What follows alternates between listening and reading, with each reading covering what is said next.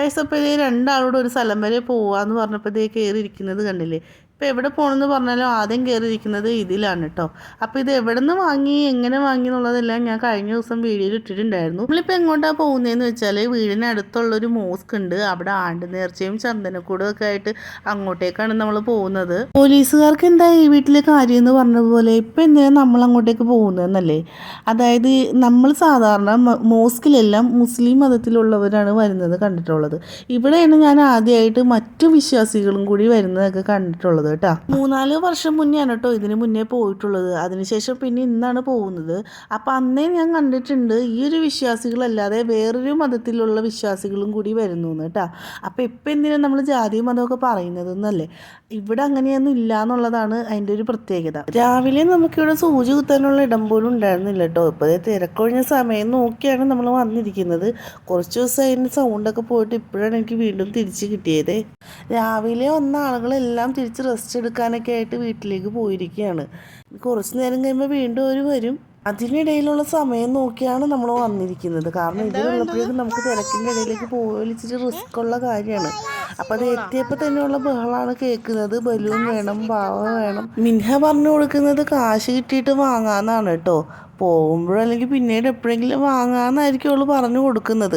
ഇവിടെ എന്തായാലും ഒരാൾക്ക് ബഹളം നിർത്താനുള്ള ഉദ്ദേശമില്ല. എനിക്ക് അകത്തേക്ക് കയറാൻ പറ്റാത്ത കാരണം അച്ഛനും മക്കളും കൂടിയാണ് പോയിട്ട് വരുന്നത്. ജാറമൂടൽ എന്ന് പറയുന്ന ഒരു നേർച്ച അല്ലെങ്കിൽ വഴിപാട് എന്നൊക്കെ പറയുന്ന ഒരു ചടങ്ങാണ് കേട്ടോ ഇപ്പോൾ ചെയ്യുന്നത്. അപ്പോൾ ഉസ്താദാണത് ചെയ്യുന്നത്.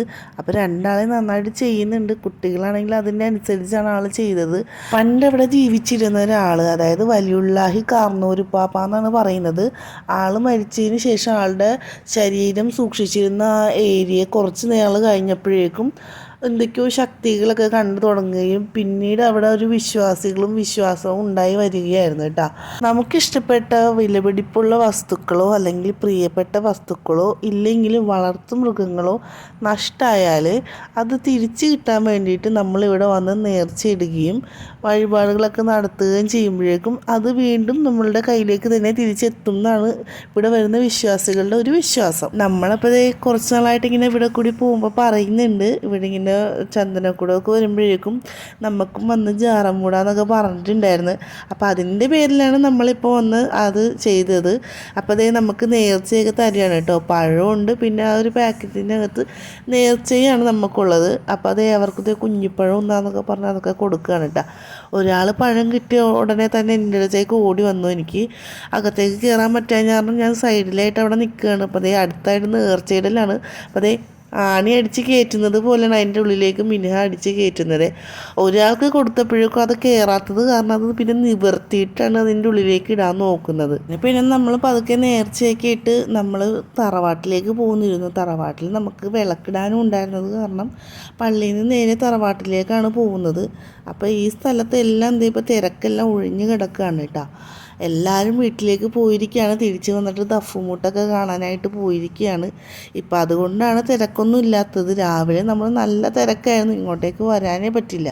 അപ്പോൾ തറവാട്ടിലേക്ക് പോകുന്ന വഴിക്ക് തന്നെ ഈ കട അവർ കണ്ടുപിടിച്ചിട്ടുണ്ട്.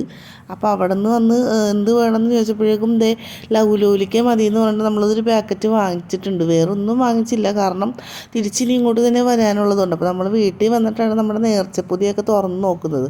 അപ്പോൾ നേർച്ചയായിട്ട് നമുക്ക് കിട്ടുന്നതെന്ന് പറഞ്ഞാൽ അരിയും അതിനുള്ളിൽ കുരുമുളകൊക്കെ ആയിട്ടാണ് കിട്ടുന്നത് കേട്ടോ. അപ്പോൾ അതൊക്കെ അങ്ങനെ കഴിച്ച് പിന്നെ ഇത് മാത്രമല്ല നമുക്ക് ചക്കരച്ചോറ് കിട്ടും. അപ്പോൾ മധുരമുള്ളൊരു ചോറ്, ശർക്കരയും പയറൊക്കെ ഇട്ടിട്ടുള്ളൊരു ചോറാണ് കേട്ടോ. അതുകൊണ്ട് പിന്നെ നമ്മൾക്ക് നെയ്ച്ചോറും കിട്ടും. ഞാനാണെങ്കിൽ അവിടെ ചക്കരച്ചോറൊക്കെ കഴിച്ചിരിക്കുകയാണ് കേട്ടോ. ഇവിടെ രണ്ടാളെന്താ റൂബിപ്പുളി മതി അല്ലെങ്കിൽ ലൗലോലിക്ക മതി എന്ന് പറഞ്ഞിട്ട് അതാണ് കഴിക്കുന്നത്. ഇതിനാണെങ്കിൽ നല്ല ഉപ്പും ഉണ്ട്, നല്ല പുളിയും ഉണ്ട്. രണ്ടാളും നല്ല സന്തോഷത്തോടെയാണ് ഇരുന്ന് കഴിക്കുന്നത്. ഈ വക സാധനങ്ങളൊക്കെയാണ് ഇവർക്ക് ഭയങ്കര ഇഷ്ടം. അതിന് നല്ല പുളി ഉണ്ടെന്നുള്ളതിൻ്റെയാണ് ആ ഭാവവ്യത്യാസങ്ങൾ മുഖത്ത് മിന്നി മറിഞ്ഞ് പോകുന്നത് കേട്ടോ. എങ്കിലും ആരോ ഇത് മുഴുവനും കഴിക്കണമെന്ന് പറഞ്ഞതുപോലെയാണ് രണ്ടാളും അത് മത്സരിച്ച് കഴിക്കുന്നത്. അങ്ങനെ പുളി കഴിക്കലൊക്കെ കഴിഞ്ഞിട്ട് നേരെ മണ്ണിലേക്കാണ് ഇറങ്ങിയിരിക്കുന്നത്. അപ്പോൾ ഇവിടെ വരുന്നതിൻ്റെ മെയിൻ ഉദ്ദേശം എന്ന് പറയുന്നത് ഈ ചിരട്ട വെച്ചിട്ട് ഈ കമത്തി ഈ ഷേപ്പിൽ ഉണ്ടാക്കുക എന്നുള്ളതാണ്. ചിരട്ടപ്പുട്ട് ഉണ്ടാക്കണം എന്നൊക്കെയാണ് പറയുന്നത്. എന്നിട്ട് സ്വന്തമായിട്ട് അതിനെ ചവിട്ടി പൊട്ടിക്കുന്നുമുണ്ട്. എത്ര നേരം മണ്ണിൽ കളിച്ചാലും ഇവർക്ക് മടുപ്പ് തോന്നാറില്ല കേട്ടോ. കൂടുതൽ നേരം കളിച്ചെങ്കിലേ ഉള്ളൂ. പിന്നെ കുട്ടികളായാലും അങ്ങനെ തന്നെയാണല്ലോ.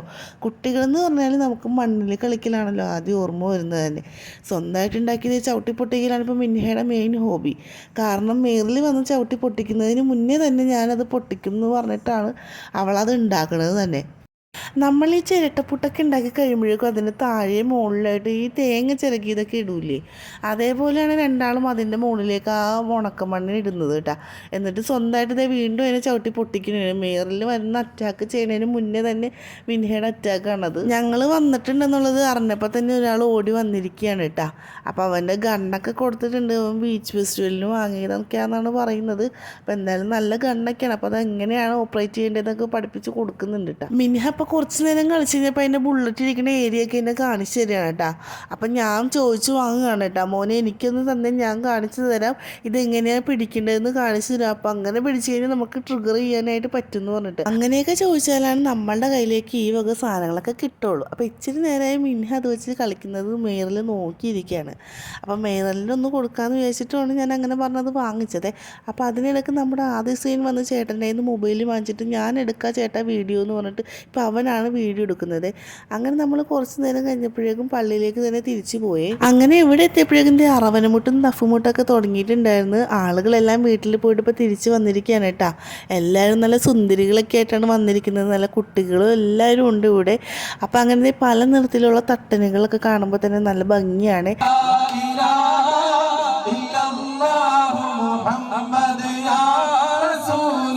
ഇവിടെ രണ്ടാൾക്കാരാണെങ്കിൽ നല്ല ഇൻട്രസ്റ്റോടെ തന്നെയാണ് അത് കണ്ടുകൊണ്ടിരിക്കുന്നത് കേട്ടോ. സാധാരണ ഇങ്ങനെ നടക്കാത്തതാണ്, നമ്മളെയും കൂടി കാണാൻ സമ്മതിക്കാത്ത രണ്ടാൾക്കാരാണ്.